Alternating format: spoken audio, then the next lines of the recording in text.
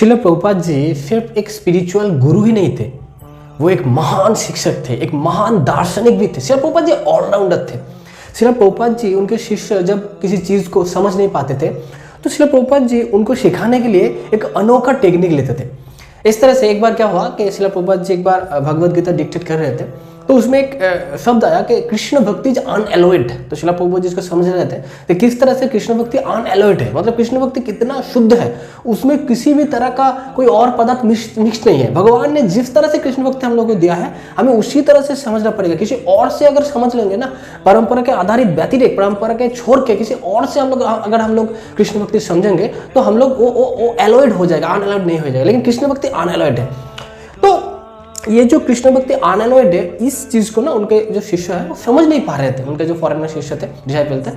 तो शिला प्रभुपाद जी ने जब समझ लिया कि ये जो टर्म है वो लोग शिष्य लोग समझ नहीं पा रहे थे, तो शिला प्रभुपाद जी उनको सिखाने के लिए कुछ नया टेक्निक लिया। तो शिला प्रभुपाद जी ने कहा कि ठीक है, चलो आज मैं तुम लोगों को घूमने ले जाऊंगा किसी एक प्लेस में, और प्लेस में जाके मैं तुम लोगों को एक शिक्षा दूंगा। चलो मैं तुम लोगों को घूमने ले जाऊंगा। तो हंसदूत प्रभु नाम का शिला प्रभुपाद जी के डिसाइपल थे। तो शिला हंसदूत प्रभु को बोला, तो हंसदूत प्रभु ने क्या किया था कि तब एक नया बास लिया था, वो बास को पिचिंग में हेल्प करने के लिए वो बास ने उन्होंने खरीदा था। लेकिन बास का खासियत ये था कि बास में ना ड्राइवर की सीट था, लेकिन बाकी सारा जो सीट, जो पैसेंजर वाले जो सीट होता है, सारा सीट उन्होंने खोल लिया था। मतलब जिन्होंने उनको दिया था हंसदूत प्रभु को, वो खोल लिए थे। तो बास पूरा ओपन था, मतलब सीट नहीं था, सिर्फ ड्राइवर का सीट थे। तो तब शिला प्रभुपाद जी ने बोला तो हम लोग बैठेंगे कैसे? तो सारे डिसाइपल मिलकर क्या किया, उन्होंने सारे डिसाइपल मिलकर बस में ऐसे भीड़ ढेर लगा दिया, इकट्ठा हो गया, और इस तरह से कुछ भी करके वो लोग सब घुस गए और एक चेयर लिया, चेयर को मिडिल में रखा और सारे शिष्य लोग मिलकर चेयर को कस के पकड़े हुए थे ताकि शिला प्रभुपाद जी हिले ना, शिला प्रभुपाद जी गिर ना जाए।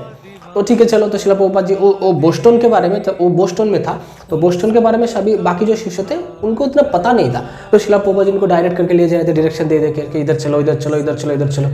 और उसके बाद शिला प्रभुपाद जी ने पहुंचा उस बोस्टन पोर्ट में, जिस पोर्ट में शिला प्रभुपाद जी जब अमेरिका पहुंचे थे, तो उसी पोर्ट में शिला प्रभुपाद जी फर्स्ट अपने पैर रखे थे। तो उस पोर्ट में शिला प्रभुपाद जी ले गया।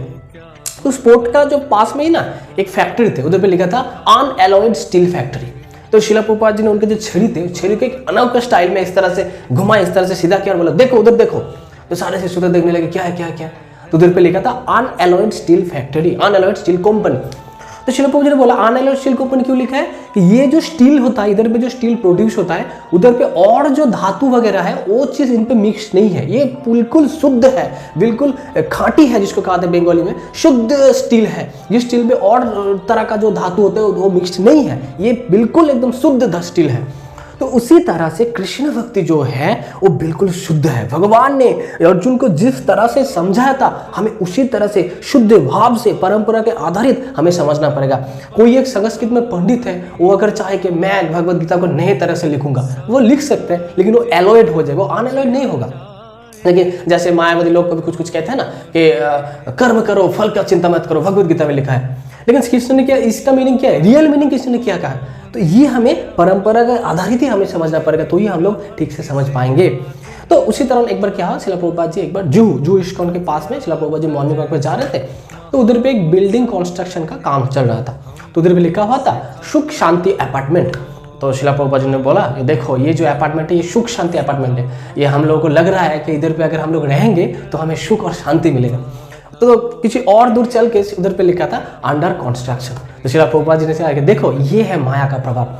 हम लोग पूरे जिंदगी भर कितना कष्ट करते हैं, बचपन से लेकर पढ़ते जाओ हम लोग दौड़ते रहते। क्यों? क्योंकि अगर नौकरी मिलेगा तो हम लाइफ जिंगलाला हो जाएगा, और दौड़ते हमें नौकरी मिल भी जाता है तो हमें कुछ पल के लिए खुशी मिलते हैं, उसके बाद खुशी फिर से गायब हो जाते हैं। तब हमें लगता है कि शादी करने से लाइफ जिंगलाला हो जाएगा, तो हम लोग शादी कर लेते हैं, उसके बाद भी लाइफ सुख नहीं मिलता है, उसके बाद बच्चे पैदा करते हैं और पूरे जिंदगी ऐसे भाग के दौड़ के हम लोग गुजर देते हैं। और हमें लगता है कि काश इस बार हमें खुशी मिलेगा, इस बार हमें खुशी मिलेगा, इस बार हमें खुशी मिलेगा।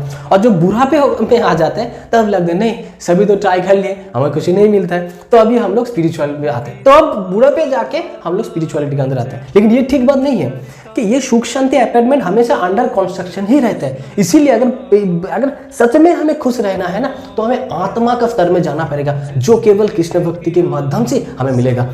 तो इसी तरह से शिला प्रभुपाद जी इस तरह से हमें शिक्षा देते थे। तो इसके द्वारा हमें क्या सीखने को मिला कि हमें आजकल शिला प्रभुपाद जी ने कहा है ना कि परंपरा के आधारित हमें किसी भी व्यक्ति से ज्ञान लेने की जरूरत नहीं है।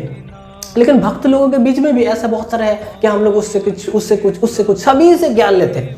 एक सेलिब्रिटी है, वो कह रहे हैं कि मेरा अंदर एक पॉकेट गीता है, जो पॉकेट गीता को कह के पॉकेट गीता, जब भी हमें जिंदगी में कोई टेंशन आता है तो हम पॉकेट गीता खोल लेते और सारे सॉल्यूशन मिल जाते हैं ऐसे, और इसको हम लोग प्रमोट करते हैं, देखो देखो भगवत गीता की आगे।